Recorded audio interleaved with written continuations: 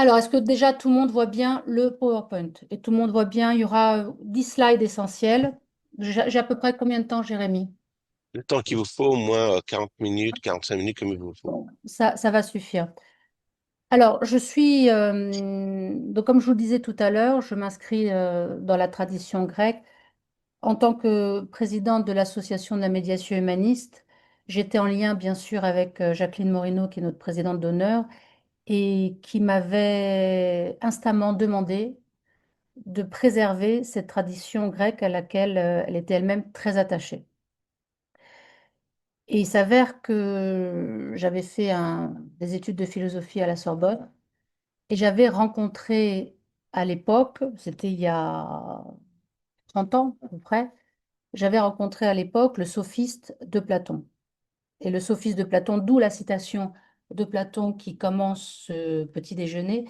Dans le sophiste de Platon, il y a quelque chose intéresse tous les médiateurs, parce que c'est le premier à avoir posé la notion de tiers, qui est tout à fait essentielle pour les médiateurs. Alors tout à l'heure, Jérémy, vous me disiez, bah, il y a les francophones et pas les francophones. Maintenant, j'imagine que les médiateurs, qu'ils soient francophones ou qu'ils ne soient pas francophones, ils considèrent tous que c'est essentiel de pouvoir faire tiers par rapport au parti, par rapport au conflit. Et surtout, ce qui va caractériser la médiation humaniste, c'est de pouvoir faire tiers par rapport à soi. Le médiateur, c'est d'abord celui qui est dans une certaine conscience de ce qu'il vit, une certaine conscience de ce qu'il porte, ce qui va l'aider ensuite à être dans une forme de neutralité et de multipartialité et d'indépendance, bien évidemment. Donc, dans le sophiste, il y a cette notion de tiers, et puis il y a, à travers cette notion de tiers, la notion d'altérité qu'on va retrouver, et également, pour la première fois, il me semble, le fait qu'on va sortir d'une logique binaire. Parce que l'altérité, c'est considérer, pour Platon, que l'autre, c'est pas l'opposé. L'autre, c'est le différent. Donc, on va pouvoir rentrer dans une pensée où je ne vois pas l'autre dans une opposition, je ne vois pas l'autre dans une contradiction, mais je vois l'autre dans sa complexité, à la fois dans ce qu'il a de familier avec moi, à la fois dans ce qu'il a de différent. Ça va être très essentiel parce que dans toute la perspective humaniste, que ce soit celle de Jacqueline Moreno ou que ce soit celle des Grecs, eh bien, on va toujours essayer de négocier les différences à partir du commun. Donc, la perspective humaniste, c'est d'aller chercher le commun à partir duquel, c'est la pépite d'or du médiateur, à partir duquel on va pouvoir négocier les différences. Et donc j'avais aussi besoin d'une méthode pour aller chercher ce commun et ce différent. Comment est-ce que je vais les apercevoir? Alors il s'avère que, comme vous l'avez dit, bon, j'ai fait un master de médiation, j'ai fait un diplôme d'état de médiation, je me suis également beaucoup formée en formant, parce que ça fait plus de 16 ans que je forme. Je me suis formée à tous les outils. Je me disais, mais que ce soit l'écoute active, que ce soit la communication non violente, la négociation raisonnée, la programmation neurolinguistique, le triangle grammatique de Karpman, la systémie. Et je me disais, mais comment est-ce que je vais pouvoir utiliser tous ces outils pour aller chercher le commun à partir duquel on va pouvoir négocier les différences? Et il s'avère que j'avais deux outils majeurs. Mes deux outils majeurs, c'était la CNV et c'était la programmation neurolinguistique. Donc la méthode qu'on va voir, c'est une synthèse de l'ensemble des outils.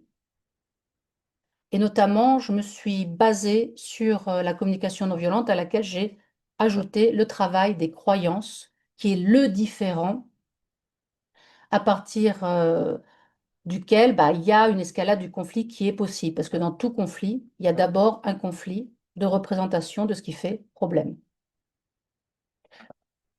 Et pour pouvoir travailler ce qui fait problème, eh ben on arrive à la citation de Platon, il faut se dire, mais qu'est-ce qui fait réellement problème à chacun? Et il s'avère que chacun ignore ce qui fait problème à l'autre.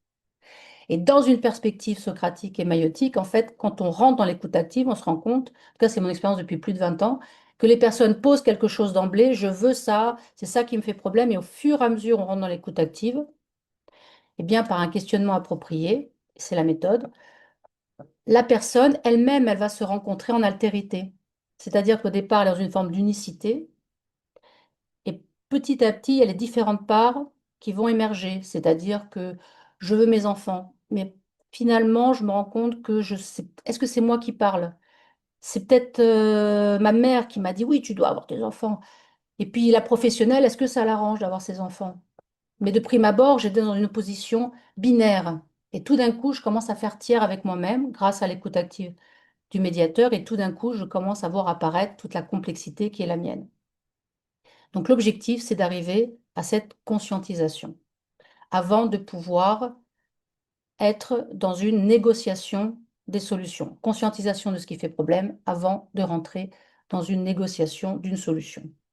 Et cette conscientisation, eh ben, c'est tout à fait le travail que propose Platon dans ses dialogues.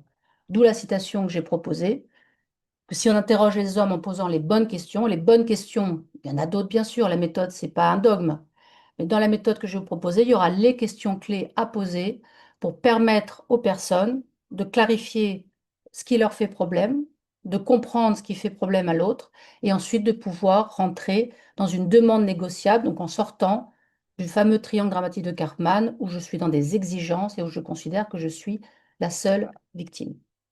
Voilà. Donc cette méthode, FCR-BVD, où on va travailler les faits, les croyances, les ressentis, les besoins et les valeurs pour arriver à une demande négociable. Donc on va travailler le cadre de référence de chacun. Eh bien, cette méthode, elle est complètement imprégnée par l'humanisme des Grecs. Et quand je dis humanisme des Grecs, il faut bien comprendre une chose, hein. On va le voir, c'est qu'il ne s'agit pas de l'humanisme de la Renaissance. Parce que l'humanisme de la Renaissance, c'est un humanisme qui pose l'être humain au centre et qui n'a pas empêché l'impérialisme, le colonialisme et l'esclavagisme. Vous me direz, oui, mais enfin, quand même, les Grecs, ils étaient aussi esclavagistes. Très bien. Maintenant, il y avait dans les œuvres de Platon, qui s'inspirent également des sophistes, il y avait posé quelque chose d'essentiel pour notre humanisme à nous, c'est l'universalité de la nature humaine, et aussi le principe de l'altérité. Tous les êtres humains ont quelque chose en partage, donc c'est le fameux commun à partir duquel on pourra négocier les différences. Et l'altérité, c'est tous les êtres humains ne peuvent exister que dans la relation à l'autre. Donc on verra comment aussi, par la méthode, l'objectif c'est, puisque je n'existe que dans la relation, comment je peux arriver, ce sera le fameux point de bascule, à l'intercompréhension. Parce que je ne peux vraiment me penser qu'en dialoguant avec l'autre, et je ne peux me comprendre, comprendre ce qui me fait problème, en comprenant aussi ce qui fait problème à l'autre. Donc vous voyez que c'est une perspective très spécifique de la médiation. Je ne sais pas ce qu'il y a en Suisse ou dans les pays rattachés à la Suisse. En France, il y a le décret de juillet qui vient de sortir et qui confond expertise, conciliation et médiation, et qui est donc dans une perspective très matérialiste de la médiation, très centrée sur le problème. Moi, dans ma perspective, donc centrée sur l'humanisme des Grecs et dans la philosophie humaniste de Jacqueline Morino, eh bien, on s'intéresse surtout à la relation, parce qu'on considère qu'il n'y a pas de problème en soi, que ce qui fait problème et ce qui va faire conflit, c'est le fait qu'on n'a pas la même vision du problème. On n'a pas les mêmes stratégies pour venir régler le problème et qu'on ignore surtout le commun avec l'autre. Qu'est-ce qui fait que je vais dialoguer avec lui? On n'a rien en commun, on n'est pas d'accord, on ne se comprend pas. Il fait des choses que je trouve folles et pourtant il y a un commun. Et ce qui est commun, et on va le voir dans la méthode, et c'est tout à fait dans la lignée des Grecs, ce qui est commun, c'est l'essentiel, mais on l'ignore, à savoir l'objectif commun partagé ou les fameuses valeurs. Tous ceux qui font la guerre le font pour la paix. Donc c'est une certaine perspective de l'être humain qui aurait, alors certains vont l'appeler une âme, vous l'appellerez comme vous voudrez, une âme qui est tournée chez tous les êtres humains vers l'essentiel des besoins fondamentaux ou des valeurs universelles. Voilà. D'où mon introduction avec Platon. Alors, il s'avère aussi que, pour poser le contexte, j'ai Jean-Pierre Bonafé-Schmidt qui m'a demandé d'écrire un article sur la médiation humaniste dans la revue des médiations article qui va être publié en avril.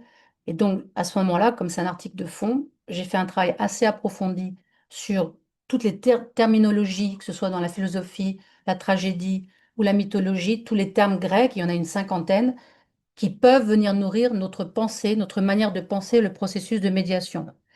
Et je vais en garder que 9 majeurs sur la cinquantaine. Donc, voir comment on peut structurer le processus de médiation à travers 9 phases clés qui permettent de passer de la conscientisation de ce qui fait problème à chacun à la négociation d'une solution amiable. Et comment la méthode FCRBVD permet d'amener cette conscientisation pour permettre aux personnes de rentrer dans une coopération qui implique, s'il y a négociation, c'est qu'il y a une demande négociable. Donc, comment j'amène les personnes à quitter des positions antagonistes non négociables, des exigences donc, à une forme de coopération qui se pose une demande négociable. Voilà. Est-ce que jusque-là, ça va à peu près? Oui, je crois que c'est tout bon. Parfait. On a hâte de Alors, découvrir. parfait. Alors, le préambule, on le passe. Vous aurez le PowerPoint, hein, si vous le souhaitez. Alors, Oui, donc ça, c'est, si vous voulez, ça, c'est les... Alors, Fututa, vous n'êtes peut-être pas familier. C'est les 5 phases du processus qu'on enseigne, en tout cas en France, de manière récurrente. Alors, les 5 phases, peut-être qu'elles vous parlent quand même. C'est-à-dire, on va travailler le quoi. Le quoi, le plus souvent, c'est le problème. Qu'est-ce qui fait problème? Le pourquoi, c'est pourquoi ça me fait problème. Il y a un point de bascule qui est la catharsis, catharsis des émotions. Catharsis, on voit que c'est un terme grec. On le retrouve dans la poétique d'Aristote. La catharsis, c'est la purification. Et cette catharsis, qui est un point de bascule, permet d'aller dans la négociation des options. C'est le et si. Qu'est-ce qu'on pourrait faire maintenant? Et concrètement, qu'est-ce qu'on va faire? Comment on va sortir de cette problématique? Comment est-ce qu'on va construire une autre façon de faire entre nous, une autre façon de communiquer? Donc, il y a 5 phases majeures. Et c'est comme ça qu'on... Je ne sais pas si vous voyez les choses comme ça, je ne sais pas si c'est comme ça qu'on vous les enseigne. parce que Est-ce que ça... c'est très cartésien et ça marche très bien pour pas que le public que vous avez aujourd'hui, donc qui est plutôt francophone. On pourra Oui, en parler une autre fois pour les autres cultures, mais je crois que ça va très bien pour aujourd'hui. parfait. Donc, ce serait 5 phases. Bien sûr, ce n'est pas dogmatique, hein. J'essaie de partir de quelque chose d'assez simple et de voir comment peuvent se construire ces fameuses 9 phases et comment la méthode peut être utile. Alors, ça, c'est les 5 phases, on va dire, de base. Selon Jacqueline Moreno, puisqu'il y a une perspective humaniste, il y a 3 phases majeures qu'on appelle crisis, théoria, crisis, catharsis. Donc on peut, pour faire un parallèle, on peut dire que la théoria, ce serait dans le quoi, on va à la théoria des faits, la crisis, où là, il y a un débordement émotionnel qui va s'opérer, et puis elle va donner la catharsis. Et que Jacqueline Moreno, elle va pas du côté du et si comment, elle va pas du côté de la gestion de la solution. C'est vraiment un processus de conscientisation où il s'agit de faire en sorte que chaque personne elle-même va commencer à cheminer. Donc il y a une transformation intérieure qui s'opère et ensuite il peut y avoir une négociation d'une solution, mais c'est pas ça qui l'intéressait de manière fondamentale. Ce qui l'intéressait, c'était ce travail de conscientisation par lequel chaque personne va pouvoir déjà cheminer en vérité à l'occasion de ce conflit. Donc, comment est-ce qu'elle va pouvoir évoluer? Ça rejoint la paideia chez les Grecs, ça rejoint la question de l'éducation. Je m'éduque dans la relation à l'autre, je m'éduque dans la rencontre avec l'autre, et je chemine en vérité d'abord par rapport à moi. Donc, on n'est pas sur des vérités objectives, on est sur qu'est-ce qui se joue pour moi? Qu'est-ce que ça dit de moi, ce conflit? Quel sens ça a par rapport à mon histoire? Qu'est-ce que ça me permet de comprendre de tout à fait essentiel? Donc pour Jacqueline, on s'arrêtait à catharsis. Puis après, bon, les médiateurs pouvaient très bien rentrer dans la solution, mais ce n'était pas l'essentiel. Or, à mon niveau, et en revenant sur le travail des Grecs, je me suis rendu compte que c'était un modèle qui était quand même assez insuffisant, ne serait-ce que pour moi en tant que négociatrice. Et pour la majeure partie des médiateurs qui ne vont pas s'arrêter à ce travail de conscientisation. Donc il y a 2 étapes majeures. On choisit ce qui est 5 phases, 3 phases, ou 9 phases comme on va le voir, malgré tout, je crois qu'on peut être tous d'accord là-dessus. Il y a 2 étapes majeures. Il y a une première étape où on va prendre conscience de ce qui se joue pour chacun, où on va clarifier ce qui fait problème, parce que les personnes, elles ignorent tout le temps ce qui fait problème à l'autre. Chacun est au courant de ce qui lui fait problème à peu près. Sauf que qu'est-ce qui fait problème à l'autre? Ben, je ne sais pas, parce que comme je suis dans un triangle dramatique de Karpman, je ne sais pas si triangle dramatique de Karpman, ça parle à tout le monde, où je me considère, on le voit en ce moment avec les conflits au Proche-Orient, je me considère comme la seule victime, donc je vois l'autre comme un persécuteur. À la limite, je suis aussi un sauveur, et donc ma seule solution, c'est d'éliminer l'autre. Je ne peux pas me dire que l'autre aussi se ressent victime. Je ne peux pas me dire que l'autre aussi a une intention positive. Donc je vous invite à, le temps de ce petit déjeuner, prendre un conflit que vous pouvez avoir à votre niveau et tester tout ce que je vous dis à travers votre expérience propre. J'imagine que si vous avez un conflit en ce moment avec quelqu'un, vous ne pouvez pas vous dire, ah, mais je comprends parfaitement ce qui lui fait problème et ce qui lui fait problème, notamment dans ce que j'ai pu faire moi. Non, en général, on se dit, bah, il a tort, il comprend rien, elle dit n'importe quoi, c'est moi qui ai un problème et c'est l'autre qui me pose problème, sans me dire que je puisse de manière légitime aussi poser problème à l'autre et que l'autre puisse avoir raison de me dire, mais ce que tu fais ne va pas. Et ce qui va faire conflit, c'est qu'on n'est pas d'accord sur ce qui fait problème. D'où le fait de toujours commencer par de quoi est-ce qu'on va parler pour comprendre ce qui fait problème à chacun. Ça va être ça le cœur du processus de conscientisation. Comprendre ce qui fait problème à chacun, pour que chacun, comprenant ce qui fait problème à l'autre, on passe d'un jeu tu qui s'oppose, non, c'est pas ça le problème, ici c'est ça, il faut faire comme si, mais non. Ah ok, c'est ça qui te fait problème, je comprends mieux comment tu vois les choses, et on va pouvoir cheminer ensemble par rapport à ce qui nous fait problème, pour trouver ensemble, de manière négociée, ce qu'on appelle la négociation raisonnée, une solution qui soit mutuellement satisfaisante. Donc, il y a 2 grandes étapes. Alors, il y a certaines traditions, je vous le disais, notamment c'est le décret de juillet qui est apparu en France, où on va squeezer ce qui fait problème aux personnes. On va considérer qu'il y a un problème technique, matériel, donc ça relève du quantitatif. Et ce qui relève du subjectif, on le met de côté. J'avais une médiation en copropriété la semaine dernière. Un des membres du conseil syndical disait, écoutez, Madame la médiatrice, les émotions, on les gère. Puis on va revenir aux faits. On va être très factuel. Donc pour lui, il y avait un problème matériel, en apparence, hein, parce que c'est le premier terme. Et ce n'était pas la peine qu'on rentre dans une intercompréhension. Sauf que très rapidement, ce qu'il a dit, c'est que ce qui lui faisait problème, c'est qu'il n'avait pas confiance dans le restaurateur qui était dans sa copropriété. Et donc là, va se mettre à émerger des choses qui relèvent de l'être humain. La question de la confiance, ce n'est pas une question d'objet. La question de la confiance, ce n'est pas quelque chose de quantitatif. C'est quelque chose de subjectif. Et derrière ce qui fait problème à chacun, et derrière ce travail de conscientisation, on va chercher 3 choses. Au niveau affectif, ce que chacun ressent, ce sera un des temps de la méthode. Au niveau psychologique, ce que chacun pense, ce sera aussi un des temps de la méthode. Donc il y aura un travail sur les ressentis, un travail sur les croyances. Et au niveau symbolique, ce qui est fondamental pour chacun, ce sera un des temps de la méthode aussi, c'est le travail sur les valeurs. Donc, je ne sais pas si tout le monde considère et est d'accord avec ce cadre de référence que je propose, à savoir qu'il y a 2 étapes majeures qui vont structurer les différentes phases de la médiation.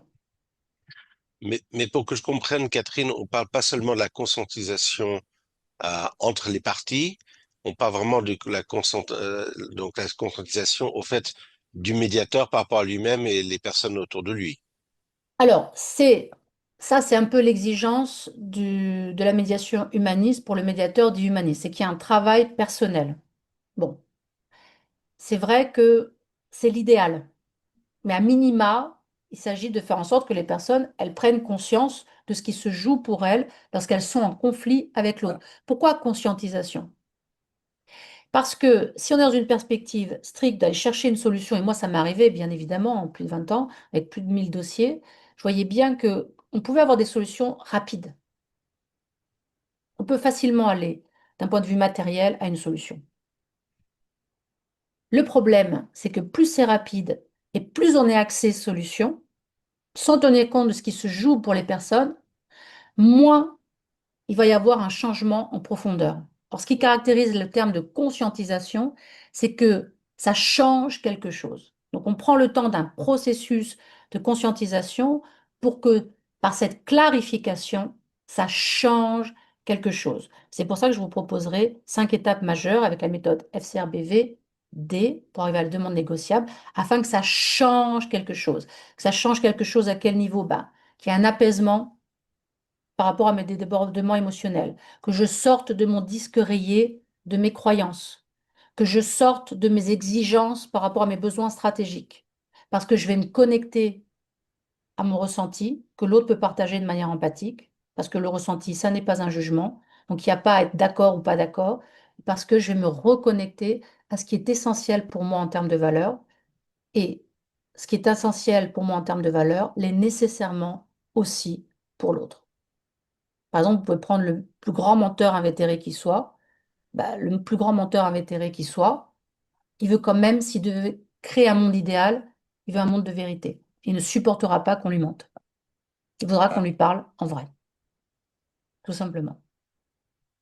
Donc oui, l'idéal, c'est de rentrer, si on a le temps, parce que c'est un processus, si on a le temps, de pouvoir rentrer dans cette conscientisation pour que ça change réellement quelque chose et qu'on évite tous ces accords rapides qui restent en surface et qui font que les personnes ne changent pas leur manière de penser, ne changent pas leur manière de voir, ne sont pas apaisées et ne changent pas du coup leur comportement. Est-ce que c'est plus clair? Je comprends. Voilà. Alors, donc comment ça se structure? Donc si on a ces 2 étapes, qu'on ait 3 ou 5 phases, la conscientisation, elle va aller jusqu'à la fameuse catharsis. Et une fois qu'on a eu cette catharsis qui est un peu le point de bascule, on va rentrer dans la négociation. Mais ceci étant dit, je vous l'ai dit, il y a des personnes qui vont considérer qu'on va directement dans la négociation. C'est ce que j'avais avant-hier, où il y avait un avocat qui me disait, bah, il faut que je sache combien ils veulent en face. Et on va directement rentrer dans les options. Et si vous voulez ça, qu'est-ce que je propose et comment on va faire concrètement? Bon, c'est une manière de faire. Donc, c'est chaque médiateur qui va décider est-ce que oui ou non, je prends le temps de cette conscientisation par une clarification et la méthode, je vais vous la proposer bientôt, ou est-ce que je vais directement dans le matériel et je considère qu'il y a un problème matériel et je vais essayer de le régler sous forme d'expertise ou en tant que conciliateur ou voire en tant que médiateur, mais en étant centré sur uniquement les aspects quantitatifs et matériels. Bon. Donc, conscientisation, négociation. Un travail de clarification en 3 ou 5 phases. Ça, c'est de prime abord, je ne suis pas encore entrée dans le détail, hein, de quand on rentre dans toute la tradition grecque, ou alors négociation. Quand on rentre maintenant dans, si on se concentre sur la première étape de conscientisation, on retrouve, il y a 6 phases en réalité. Il y a 6 phases et non pas 3. On retrouve théoria, crisis, catharsis, mais ce n'est pas suffisant. Ça n'est pas suffisant. Il va falloir compléter ces différentes phases. Alors, c'est là où j'étais en désaccord avec Jacqueline Moreno, c'est-à-dire qu'elle parlait de théoria pour les faits. En réalité, la théoria, c'est théorique, hein, c'est tous les grands principes. Donc la théoria, c'est tous les grands principes auxquels on va faire appel lorsqu'on va poser le cadre de la médiation. Ici, ce qui va compter, c'est votre liberté. On va essayer de trouver une solution en équité. J'imagine que chacun d'entre vous, et je veux bien que si vous le voulez dans le chat, vous puissiez dire un petit peu quels sont les principes auxquels vous faites référence lorsque vous posez le cadre de la médiation. Ça relève de ce qu'on appelle la théorie, donc la théoria. On montre aux personnes un peu ce vers quoi on essaye d'aller, ce qui va sous-tendre cet espace, et ce qui, d'un point de vue idéal, permet une rencontre optimale entre les personnes, avec une communication et une négociation qui soit la plus efficace. Donc, c'est tous les principes qui soient déontologiques ou qui soient éthiques. On parle aussi de bienveillance. Donc, je ne sais pas quels sont les principes auxquels chacun d'entre vous, vous allez faire référence, mais dès lors que vous faites référence à des principes, chez les Grecs, c'est la théoria. Parce que les principes, on ne les rencontre pas dans la vie courante, hein. Ce n'est pas du pratico-pratique, c'est ce que Platon appelle l'âme. On est tous connectés à des principes qu'on n'a jamais vus incarner, mais la justice, ça nous parle. L'équité, ça nous parle. La vérité, ça nous parle. Et parler en vérité, quand on va dire aux personnes, je souhaite que vous soyez authentiques, ben, c'est un principe aussi majeur. Bon. Maintenant, avant, et c'est ce qui caractérise aussi la posture humaniste, avant de poser un cadre, in abstracto, il y a un travail très spécifique que va faire le médiateur, a fortiori humaniste. Il va d'abord, en soi, accueillir le chaos qui peut y avoir. C'est-à-dire que le médiateur, il n'est pas dupe des conflits internes qu'il peut avoir, aussi des conflits qu'il peut avoir avec d'autres. Il a bien conscience de sa vulnérabilité en tant qu'être humain.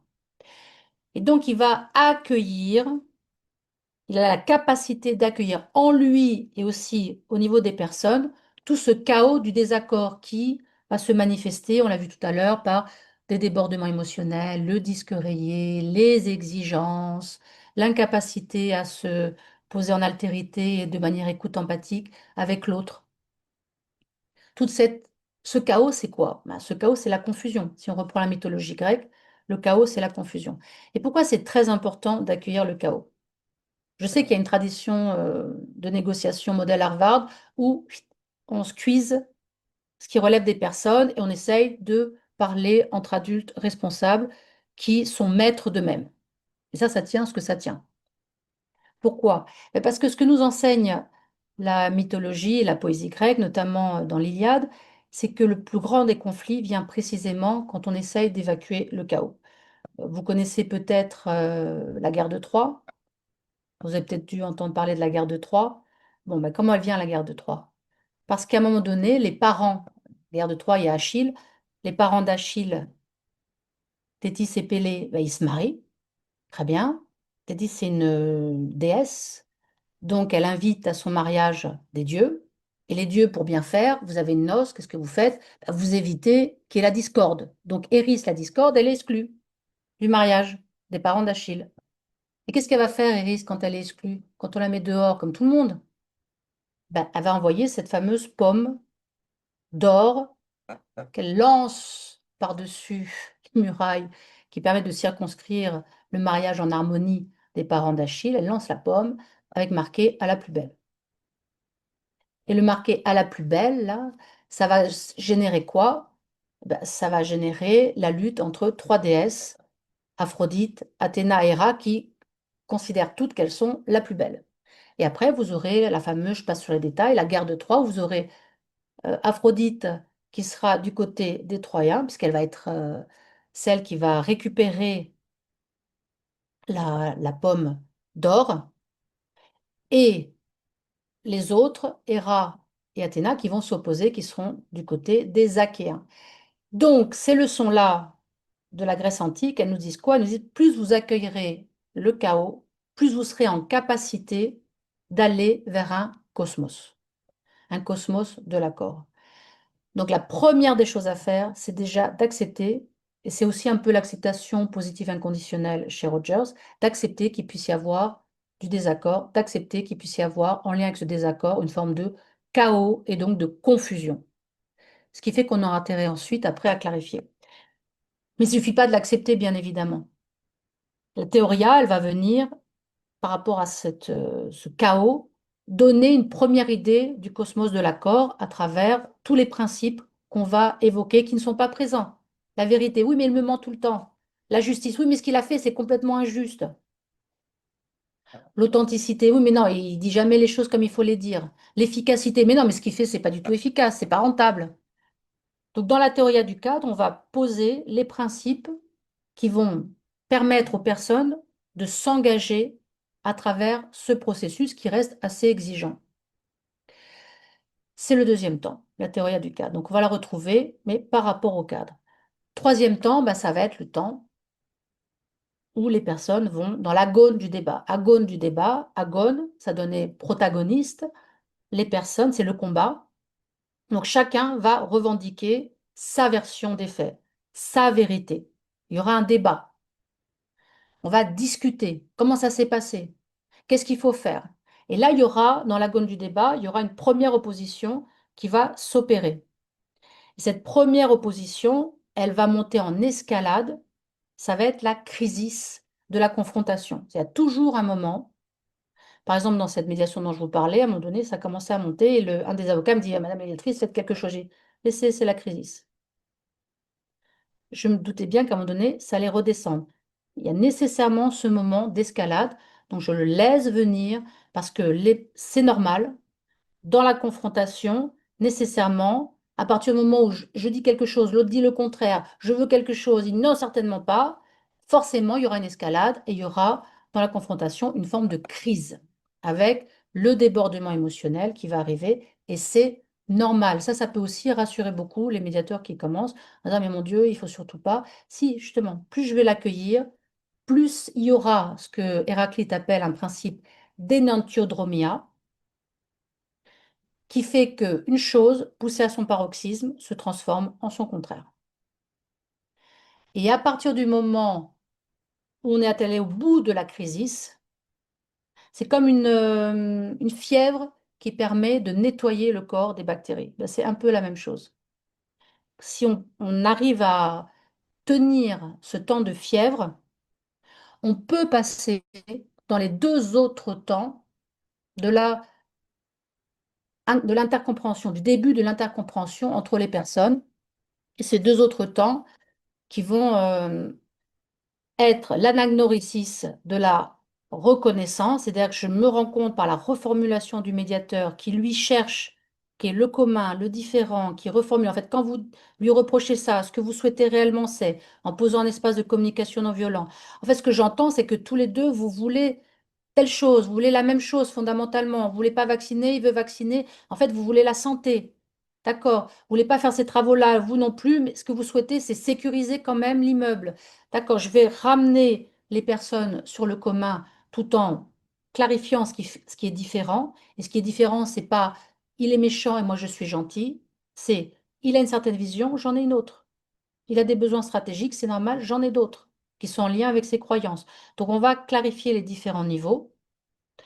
Ça va permettre, par le travail de maïeutique, le médiateur se veut mailleux d'accouchement en clarifiant ce qui se passe, qu'il y ait une inter-reconnaissance entre les personnes.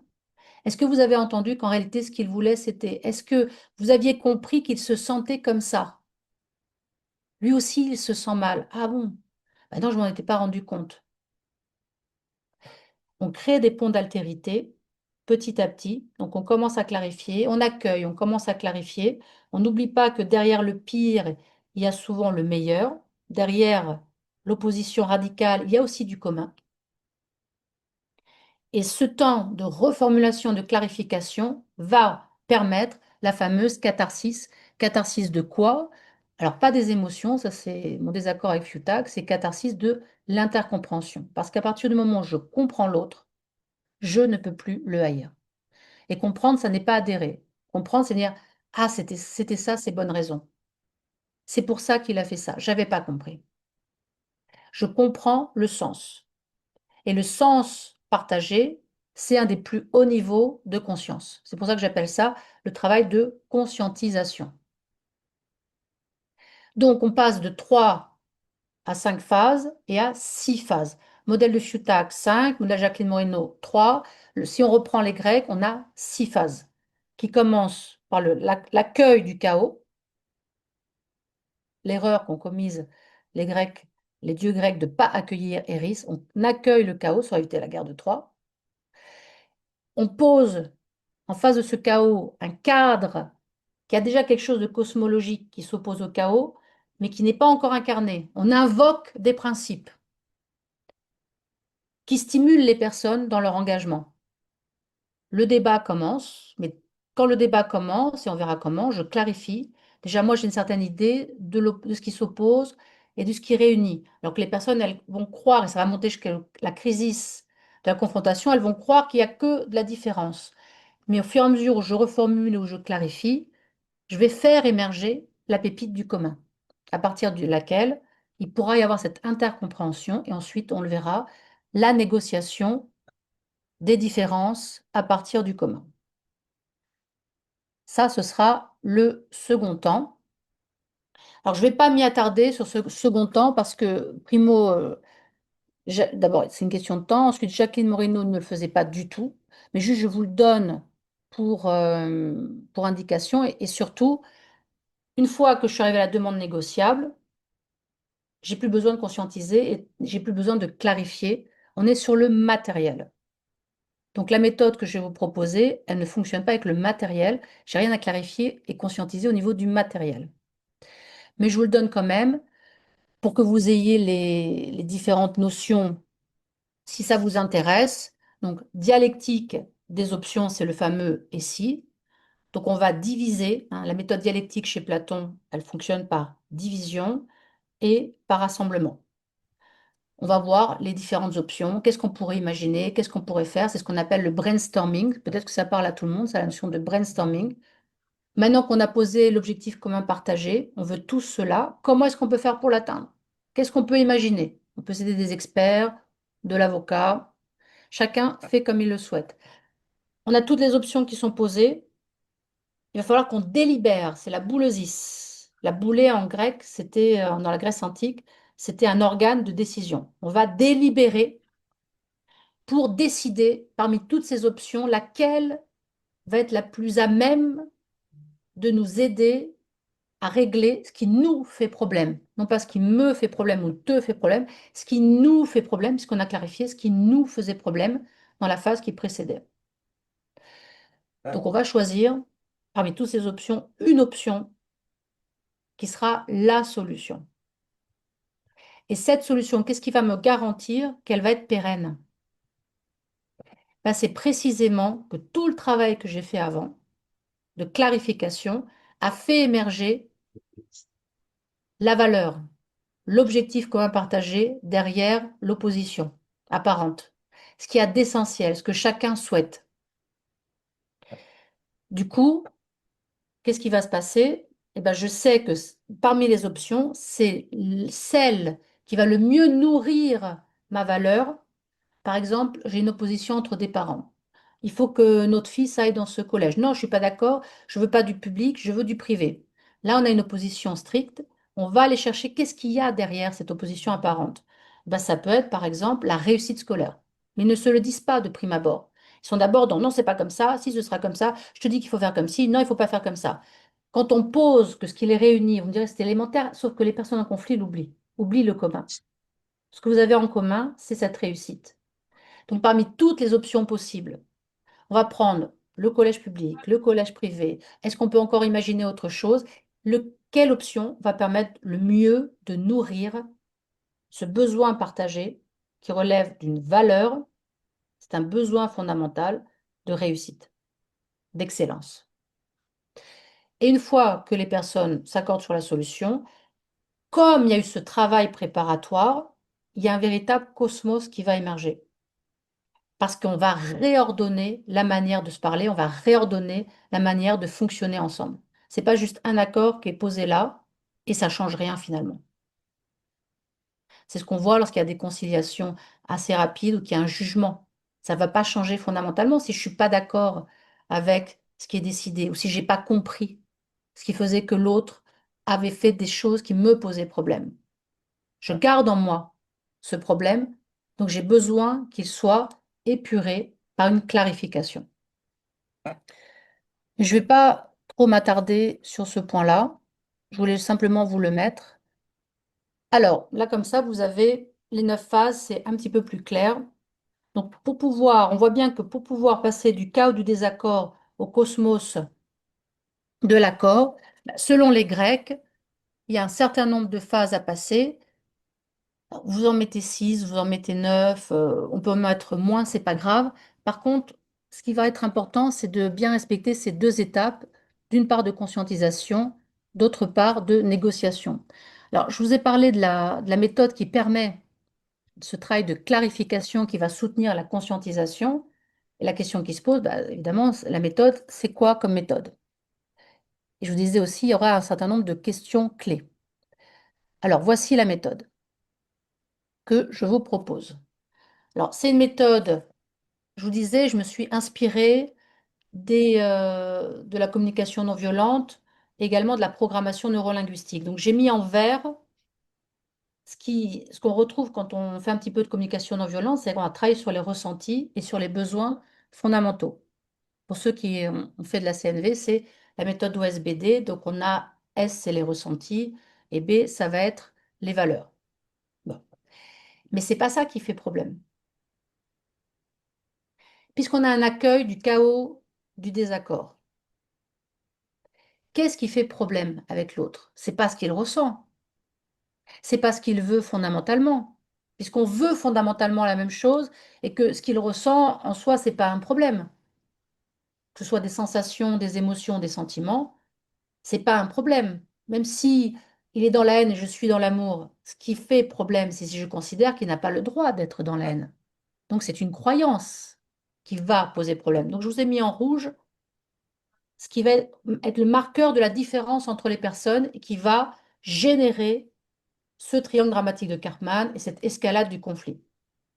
Ce qui va générer le conflit, ce qui va l'alimenter et faire en sorte qu'il se déploie, c'est les oppositions de croyances et les oppositions stratégiques.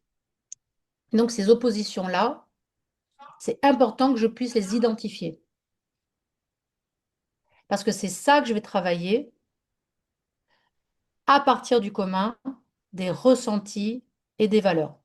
Donc avec cette méthode, dans le travail de clarification qui va soutenir la conscientisation de ce qui fait problème pour chacun, je vais chercher à identifier à la fois, puisque c'est un espace d'altérité, à la fois le commun des ressentis et des valeurs, la pépite d'or, ce que j'appelle la pépite d'or du médiateur, parce que ça va les rapprocher, et à la fois ce qui fait opposition et qui mérite d'être travaillé. Ça, je le retire de la programmation neurolinguistique. Le tout, bien évidemment, dans une perspective d'écoute active, c'est que j'essaye de comprendre le modèle du monde de l'autre. J'essaye de comprendre de manière empathique, ce qui fait que chacun considère qu'il a raison d'avoir fait ce qu'il a fait, ou de ne pas avoir fait ce qu'il n'a pas fait. Chacun a raison de son point de vue. Donc, il faut que je rentre dans le point de vue de chacun. Et quand chacun me dit, mais non, le problème, c'est ça. Si, si, le problème, non, c'est autre chose. J'essaye de comprendre ce qui fait problème à chacun. On est vraiment dans une compréhension de chacun pour permettre l'intercompréhension entre les personnes. Et bien évidemment, on va retrouver un niveau des faits qui était celui du quoi dans la roue de Fiotak et qu'on va retrouver dans la Gone, on va le voir tout à l'heure. C'est-à-dire que, bah, ok, il s'est passé quoi? La question, c'est qu'est-ce qui s'est passé? Donc j'ai besoin de me référer à une forme de réalité, sachant que chacun aura une certaine vision, parce que chacun aura vu certaines choses, ou chacun aura un souvenir auditif. Bah, il m'avait dit telle chose. Ok, donc on va revenir concrètement, on va poser les choses hic et nunc, in concreto, concrètement, il s'est passé quoi? Ça va permettre déjà aux personnes de sortir du disque rayé, de sortir de la mentalisation qui fait que je ne vois plus l'autre, je ne l'entends plus. Alors, il y a des questions clés qu'on peut se poser. Je vous disais dans la clarification, et c'était la citation de Platon, le questionnement.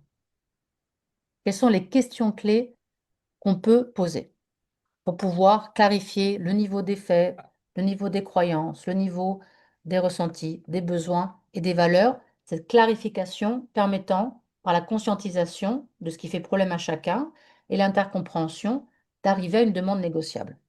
Alors, il y a un certain nombre de questions. Je me suis inspirée bien évidemment de la communication non violente, mais pas que. C'est des questions que certainement vous posez à un moment donné.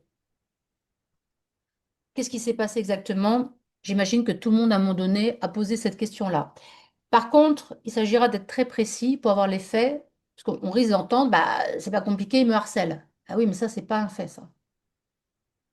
Concrètement, il s'est passé quoi? Tout ce qui relève des faits, c'est du visuel et de l'auditif. Donc, il faut que j'ai des comportements associés, que je puisse décrire la scène exacte. Donc, dans la clarification, ce qui va permettre de sortir du chaos où on confond tout, je vais faire un premier niveau de distinction entre ce qui relève réellement des faits, c'est de l'auditif et du visuel, et ce qui relève des évaluations. Parce que les faits, c'est neutre. Il a fait ça, il a dit ça, ok. Qu'est-ce que j'en pense? Alors là, on commence à rentrer dans la polarisation propre au conflit. Donc c'est essentiel de pouvoir faire cette distinction. Et vous voyez, ce travail de distinction par la maïeutique, c'est typiquement ce que fait Platon en permanence, ou Socrate dans les dialogues, où il essaye de comprendre quelque chose et va essayer de distinguer ce qui relève de l'un, ce qui relève de l'autre, pour qu'il y ait de la clarté. Donc, premier niveau, première question. J'imagine que, donc, je vous le disais, tout le monde a dû poser cette question-là. Bah, qu'est-ce qui s'est passé? Racontez-moi. Qu'est-ce qui s'est passé? Avec cette précaution de ne pas se laisser embarquer par des jugements, où la personne, elle va simplement être dans les critiques par rapport à l'autre. J'ai besoin d'avoir des comportements concrets. Parce que ces comportements concrets-là, c'est ça qui justifie pour l'autre ce qu'il pense. Et c'est ça qui fait aussi que je vais penser telle ou telle chose. Donc j'ai besoin de revenir aux sources de mes pensées, sachant que les pensées s'opposent. Deuxième niveau, et ça c'est le niveau par excellence conflictuel, toutes les guerres de religion sont des guerres de croyance et non pas des guerres de valeurs, puisque toutes les spiritualités se rejoignent. Donc toutes les oppositions, c'est des oppositions dans la manière de voir. Donc j'ai besoin d'aller travailler ce qui fait par excellence opposition. Donc, je vais demander, bah, quand il s'est passé ça, quand il a dit ça et qu'il a fait ça, qu'est-ce que vous en avez pensé? Et je peux aussi le faire sur un mode de reformulation. En fait, vous avez cru telle chose, c'est ça que vous êtes convaincu de. Et quand je vais rentrer dans la croyance de l'un, je sais aussitôt, même si je le prends en entretien individuel, c'est quelque chose que vous avez pu tester, que l'autre pense exactement l'inverse. Donc, ça me donne déjà une approche du cadre de référence de l'autre. Troisième niveau, les ressentis. Et là, il ne faut pas être dupe de quelque chose. C'est ma critique de Marshall Rosenberg. Les ressentis ne sont pas en lien avec des faits. Les ressentis sont en lien avec ce que je pense. C'est parce que je pense quelque chose que je ressens telle chose. C'est pas parce que l'autre fait telle chose que je ressens telle chose. Puisqu'il peut faire une chose et quelqu'un d'autre ressentira autre chose. Parce qu'il pensera autre chose. Donc on a une responsabilité quand on parle de médiation de personnes qui sont actrices, actrices du processus. Qu'est-ce que ça veut dire? Ben, ça veut dire qu'elles ont une forme de responsabilité. Elle est où leur responsabilité? Ben, toute la dignité de l'homme, pour Pascal, c'est dans la manière de penser. Donc, c'est dans ma manière de penser. C'est pour ça que la philosophie, c'est un chemin pour apprendre à penser en dialoguant. Ben, je suis responsable de mes pensées et ce sont mes pensées qui vont générer des ressentis, qui vont générer des souffrances. Alors là, il faut faire attention à une chose, c'est que, dire, oui, mais alors, quand même, c'est pas, tout n'est pas de ma faute. Non, bien sûr, bien sûr. Maintenant, mes ressentis, mes souffrances, elles ne sont pas uniquement causées par ce que l'autre a pu faire. C'est aussi ma manière de l'interpréter qui va entretenir, dans un triangle dramatique de Karpman, une position victimaire. Donc on va distinguer victime et position victimaire, bien évidemment. Dans un conflit, on n'est pas juste victime, on va revendiquer un statut de victime. Donc là, c'est une distinction importante à faire. Je peux être en souffrance, je suis victime, ça n'a rien à voir avec l'autre. J'entretiens cette souffrance par des pensées selon lesquelles l'autre est comme ci, l'autre est comme ça, je suis comme ci, je suis comme ça. Et là, on est dans un conflit, c'est tout à fait autre chose. Et chacun va être dans sa logique victimaire à dire non, c'est moi la victime. Et c'est toi le persécuteur. Ou alors je suis sauveur. Bon. Donc il y aura un temps de travail sur les ressentis parce que ce qui va se passer, l'écoute empathique de l'un, bah, elle va permettre aussi l'écoute empathique de l'autre. Et même si je suis en désaccord avec l'autre, je suis touchée par sa souffrance. Ça, c'est les neurones miroirs, on ne peut rien y faire. On est nécessairement touché lorsqu'on se rend compte que l'autre est en souffrance. C'est un premier temps où les personnes peuvent se rejoindre. Des ressentis, bah, qu'est-ce que ça vous a fait et du coup, vous auriez eu besoin de quoi? Après les ressentis, oui, qu'il y a une sorte d'alternance entre, puisqu'on est dans un espace d'altérité, ce qui est différent, ce qui est commun, ce qui est différent, ce qui est commun. On arrive aux besoins stratégiques qui sont en lien direct avec les croyances. Bah, j'aurais eu besoin qu'il s'excuse. J'ai été très choquée par ce qu'il a fait. Je considère qu'il n'aurait jamais dû faire ça. Il a dit ça devant tout le monde. Très bien. Ça m'a beaucoup choquée parce que je considère que c'était pas adéquat et que c'était très humiliant. Donc je me suis sentie très mal. J'aurais besoin qu'il s'excuse. Très bien. Si j'arrête à j'aurais besoin qu'il s'excuse, c'est une exigence. Et l'autre, comme c'est en rouge, il a forcément l'exigence opposée. Il veut surtout pas s'excuser. Donc comment je sors de cette opposition d'exigence antagoniste? En allant chercher la pépite du commun qui est derrière le différent. Toujours ce principe d'altérité. En quoi c'est tellement important pour vous qu'il s'excuse? Certainement que ça va être, bah, c'est une question de justice, c'est une question de reconnaissance. Sauf que l'autre qui m'a dénoncé ou qui m'a accusé, il est sur les mêmes valeurs de justice et de reconnaissance. C'est pour cette justice, cette reconnaissance qu'il m'a accusé. Et ça, je ne peux pas le deviner parce que chacun est pris dans le syllogisme du conflit. Chacun se dit, mais s'il pense pas pareil et qu'il fait des choses qui me posent problème, on ne peut pas fondamentalement vouloir les mêmes choses. On n'est pas branché sur les mêmes valeurs. En fait, si. Ça, ce sont les médiations et les personnes en médiation qui me l'ont montré, parce que je ne le pensais pas il y a plus de 20 ans quand j'ai commencé la médiation. Mais au fur et à mesure où je les entendais, je me disais, mais en fait, vous voulez la même chose. Et quand je me suis formée à la négociation avec Combalbert et Méry, qui sont, vous connaissez peut-être, qui sont des négociateurs reconnus par l'ONU, eux, ce qu'ils disaient, c'est il faut aller chercher l'objectif commun partagé. Ce que moi j'appelais valeur, ils appelaient ça objectif commun partagé, y compris avec un preneur d'otage, y compris quand il y a des enjeux vitaux, puisqu'eux, ils pratiquent l'écoute active. Et ça m'a libérée de faire cette formation avec eux. Je me suis dit, bah oui, bien sûr, si eux le confirment dans leur pratique, c'est que c'est possible. Il y a toujours ça. Alors à chaque fois, je le cherche, chaque fois, je le trouve. Peut-être qu'un jour, je ne le trouverai pas. Mais j'entends, dans n'importe quel type de médiation, et pour le prendre aussi au niveau international, hein, ça se confirme, ils se font la guerre pour la paix, ils se font la guerre pour la sécurité. Ils ont les mêmes besoins fondamentaux, mais avec des stratégies diamétralement opposées. Donc, quand on prend ces 5 premiers niveaux, c'est le début donc, de la rosace, on arrive à la demande négociable. C'est tout le temps de clarification, de conscientisation de ce qui se joue réellement pour moi. J'étais dans mon exigence, mais je vais aller chercher ce qui est fondamental en réalité. Je sors de je qui s'excuse. Ce qui est fondamental, c'est la reconnaissance. L'excuse, c'est une des stratégies possibles, une des options possibles, une des manières possibles pour que je me sente reconnue. Mais si je me sens reconnue, s'excuse, s'excuse pas, c'est pas grave. C'est moins important. Je me sens entendue dans mon point de vue et du coup, je peux écouter son point de vue et ça élargit mon point de vue. Je me sens accueillie dans mes ressentis. Je peux commencer à accueillir aussi son ressenti de souffrance. Et on va commencer à clarifier ce qui s'est vraiment passé. Lui me dit que j'avais dit telle chose, je m'en souviens pas. Et moi, je fais référence à quelque chose qu'il m'a écrit. Il s'en souvient pas. Bah, on va reprendre ce que j'ai écrit, ce qu'il a écrit, ce que j'ai dit, ce qu'il a dit. Et on va avoir des informations en partage qui vont pouvoir nous permettre d'avoir une vision partagée. Et on va aller, par l'aide du médiateur qui clarifie, on va aller chercher ce qu'il y a de fondamental entre nous. Parce que quand on parle de communication, il y a commun. Il ne peut pas y avoir de communication s'il n'y a pas un minimum de commun. C'est quoi le commun entre les gens? Dans cette méthode, ce que je pose, c'est les ressentis et les valeurs. Les ressentis, on le retrouve à travers la tragédie grecque, et les valeurs, c'est l'inspiration platonicienne. C'est ce qu'on appelle les idées platoniciennes. Voilà. Les ressentis, si vous voulez plus de précision, c'est je me base sur le cœur d'Antigone de Sophocle. Tous les êtres humains ont une forme de vulnérabilité. Tous les êtres humains sont susceptibles à un moment donné d'être en souffrance, de par leur finitude.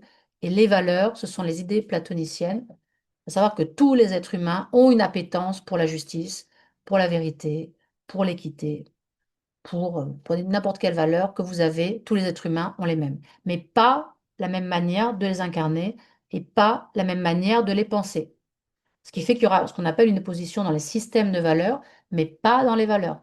Les systèmes de valeurs étant des croyances, des représentations, des opinions. Voilà à peu près. Du coup, comment est-ce que ça va s'intégrer? Et on arrive à la fin. Catherine, il reste 5 minutes justement. Voilà, justement. Et ben, comment ça va s'intégrer? Ça va s'intégrer. La méthode, elle va, une fois que j'ai pu accueillir le chaos du désaccord, j'ai pu poser un cadre Je commence par la clarification des faits, je commence par la clarification des croyances. Je sais que ça va structurer l'agonie du débat. On va débattre, bah, qu'est-ce qui s'est passé vraiment? Non, je te dis qu'il ne s'est pas passé ça, mais moi je te dis qu'il faut faire comme si, ça c'est une croyance, mais en fait, toi tu es comme si, non, moi je ne suis pas comme ça, c'est toi qui l'es. Il y aura une opposition qui va être paroxystique avec les ressentis où là, les personnes, elles vont rentrer en débordement émotionnel. C'est la crise de la confrontation. Et grâce au principe dont je parlais tout à l'heure d'énantiodromia d'Héraclite, par le travail de clarification de ce qui se joue vraiment, il y aura une forme de reconnaissance et l'anagnorésis, d'inter-reconnaissance entre les personnes. En fait, quand tu demandais ça, ce que tu voulais qui était fondamental, c'était. Et moi, quand je demandais ça, ce que je voulais être fondamental, c'était la même chose que toi. Donc, une fois passé le chaos et la théoria, qui va. Donc, j'oublie pas, oui, bien qu'il y ait une opposition entre chaos et théoria, c'est l'altérité, hein. Il y a à la fois ce qui pourrait poser problème et à la fois ce qui pourrait solutionner. Je tiens les deux en tant que médiateur, j'ai une conscience des deux et j'accueille les deux. Donc, systématiquement, je vais aller chercher à la fois le commun et le différent.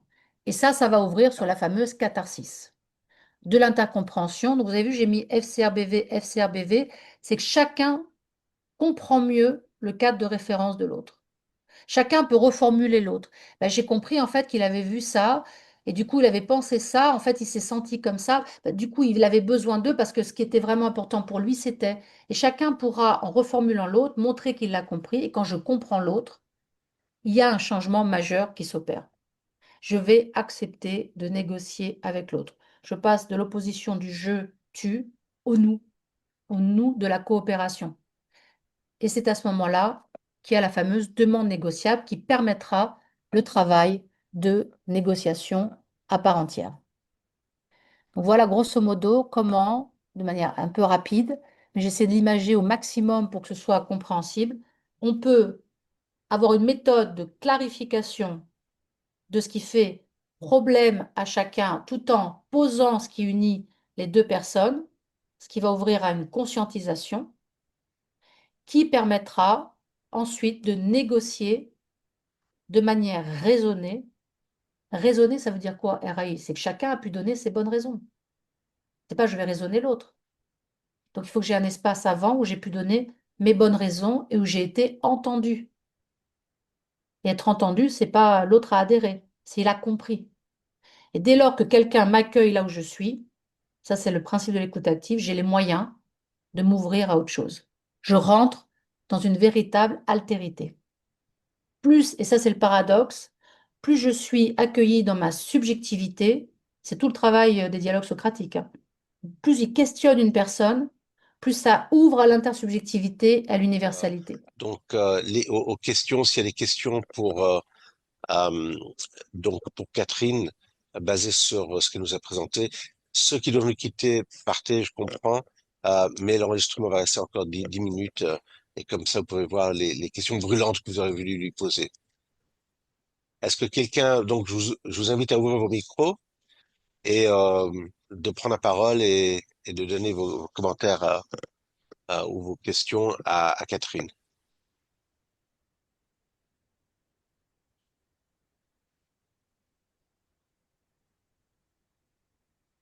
Est-ce qu'il y a des questions? Je regarde. Il y a Isa qui veut poser une question. Oui, bonjour. Bonjour.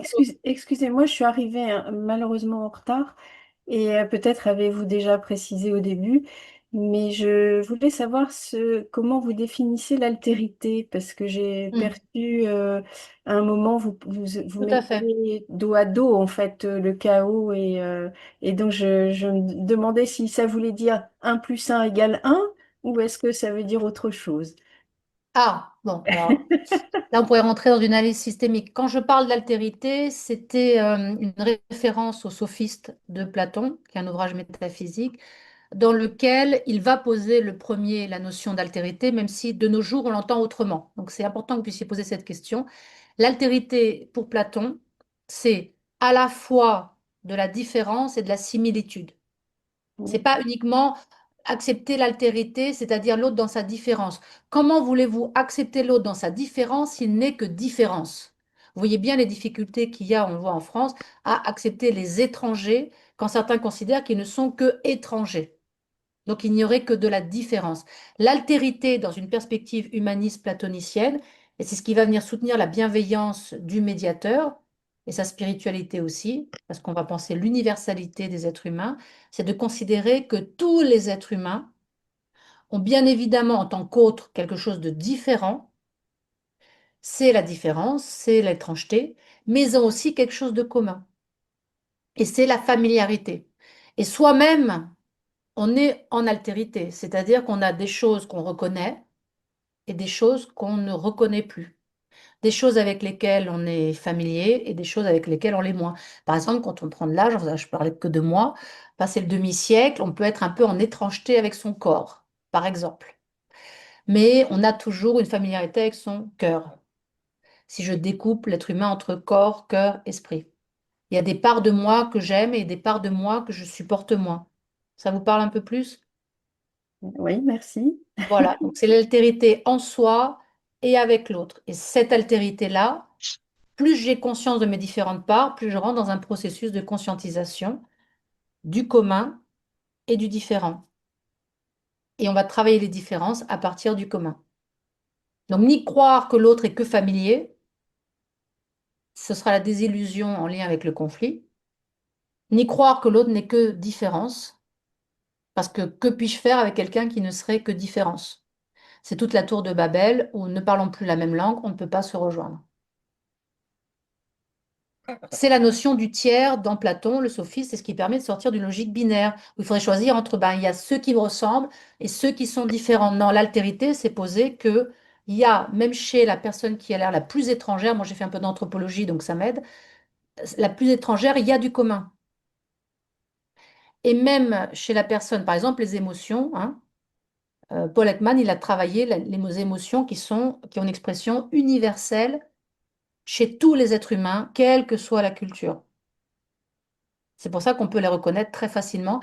Et c'est pour ça qu'un bébé papou, vous le mettez chez des Japonais, il n'y aura aucun souci. Il va pouvoir s'orienter. Parce qu'il y a une universalité, il y a du commun, puis en même temps, il y a une manière de s'habiller, de parler, de manger, qui va être différente. C'est qui relève de la culture. Donc il y a nature, culture.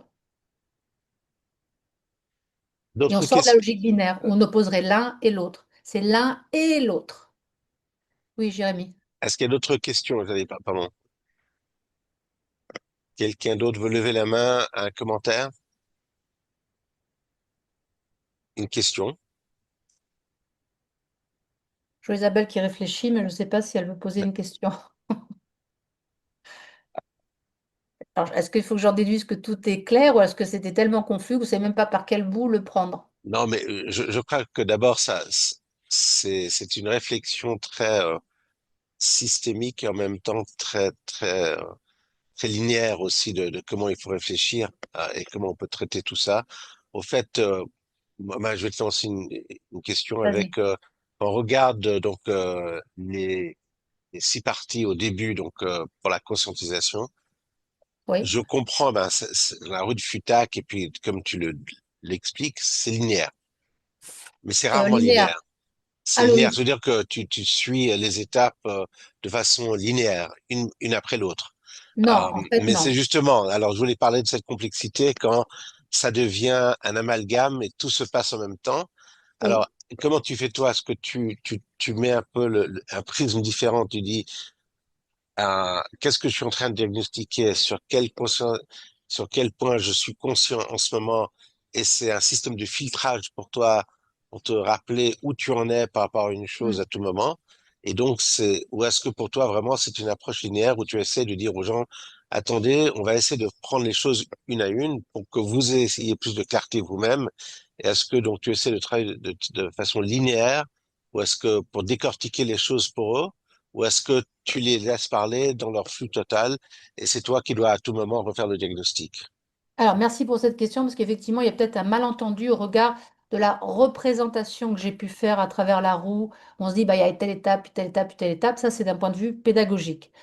Pour être tout à fait en cohérence, si je parle de processus, c'est un processus vivant. Le processus vivant n'est jamais linéaire. Il y a des avancées, des reculades, ça va très très vite, ça va plus lentement. On pensait être là, puis on revient en arrière. Donc, c'est dans un monde idéal. Ce qu'on appelle chez Weber un idéal type. Bon. Ce qui est absolument sûr, c'est que avant de rentrer dans l'agone du départ, la crisis, l'anagorésis et l'intercompréhension, donc les 4 dernières phrases de la conscientisation, il y a besoin, à mon sens, que le médiateur puisse accueillir un minimum le chaos du désaccord, sinon il sera en jugement par rapport aux personnes, et moins il sera en conscience de son propre chaos, moins il sera en tolérance du chaos des autres. Donc il risque d'être archi-directif et jugeant, donc de perdre sa neutralité et sa bienveillance. Et ensuite, le fait de poser le cadre, ça peut se faire. Moi maintenant, je le fais in vivo, hein. C'est-à-dire que je suis en conscience des principes qui me mobilisent, donc de la bienveillance, de la recherche de l'équité, d'une forme de vérité pour chacun, mais je ne le pose plus d'emblée. Je laisse les personnes commencer l'agone, le débat, ils débattent. Voilà, de quoi vous voulez parler, ok, chacun donne son point de vue. Et au fur et à mesure, je vais évoquer la théoria du cadre parce que ça va faire davantage sens. L'un va dire, mais de toute façon, c'est même pas la peine qu'on parle, il dit jamais la vérité. Ah, donc pour vous, ce qui est vraiment important, mais justement, dans cet espace de médiation, on va essayer de faire en sorte que vous soyez dans une authenticité et que chacun puisse donner son point de vue. C'est pas la vérité, c'est sa vérité. Donc je vais faire des recadrages, mais ça va dépendre de chacun.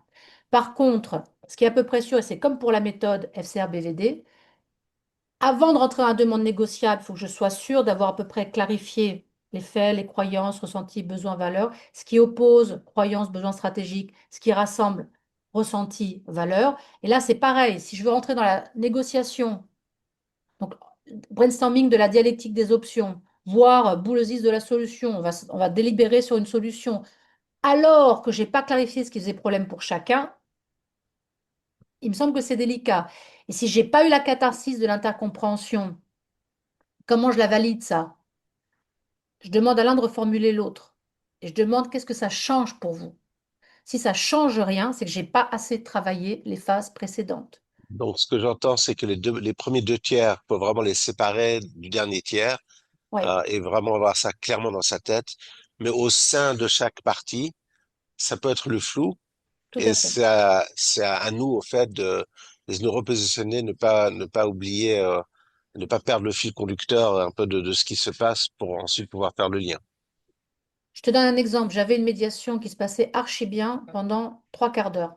C'était, mais vraiment, je me disais, mais il faudrait que je la. Et il se reformulait, il se comprenait dès le début. Je me disais, mais c'est un idéal là. Et je me suis dit, c'est bizarre quand même, ça n'a pas loupé. 15 minutes plus tard, il y a eu une crise, mais alors, il faut voir la crise qu'il y a eu dans la confrontation. Tout d'un coup, il y a eu une explosion qui s'est opérée. Et à chaque fois, je me dis, mais oui, c'est bien ça. C'est-à-dire que si je m'imagine que je peux faire l'économie d'une crise de la confrontation, à un moment donné, elle va apparaître, ne serait-ce que dans, mais finalement, je n'ai pas signé. Alors que s'il y a eu cette crise, on purge quelque chose. On Mhm. purge quelque chose et ça va préparer l'interreconnaissance et l'intercompréhension. Donc, il nous faut le chaos. Il est là, de toute façon, le chaos. Il est là. On n'a pas besoin de le chercher. Il est là, à l'extérieur comme à l'intérieur. Donc, plus je l'accueille, mais c'est aussi l'écoute active empathique, hein, plus je l'accueille, plus je lui donne les moyens de se transformer en autre chose. Merci. Dernière question, est-ce qu'il y en a? Sinon, je crois qu'on va terminer l'enregistrement. Merci encore, à Catherine. Donc, c'est vraiment un plaisir de t'entendre avec tellement de clarté, nous présenter ton modèle et puis cette vision de revoir un peu la rue du Futac, décortiquant les choses en plus de détails, avec plus de clarté, je dirais, entre les étapes importantes.